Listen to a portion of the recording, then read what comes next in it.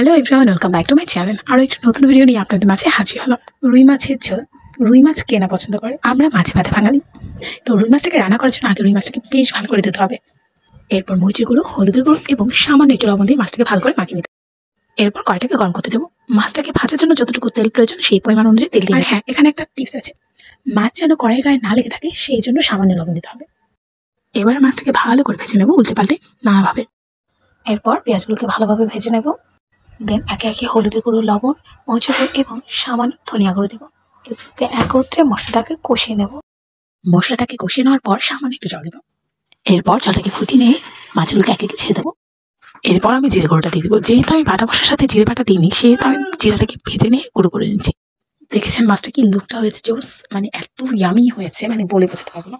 আর এখানে আমি নিয়েছি খারকন পাতা।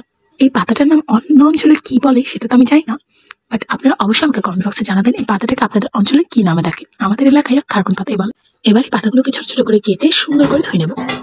এবার কড়াইটা গরম করে পাতাগুলো একে একে দিয়ে দেবো এবং এর সাথে গোটা রসুন এবং পেঁয়াজ দিয়ে দেবো। একসাথে সিদ্ধ করবো। অবশ্যই এখানে জল দেওয়া যাবে না, ঢেকে সিদ্ধ করতে হবে।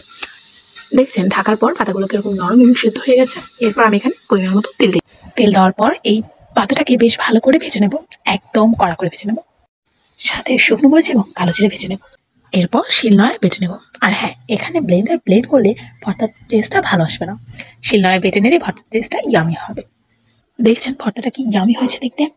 যেমন দেখতে হয়েছে তেমন খেতেও ভীষণ মজা হয়েছে।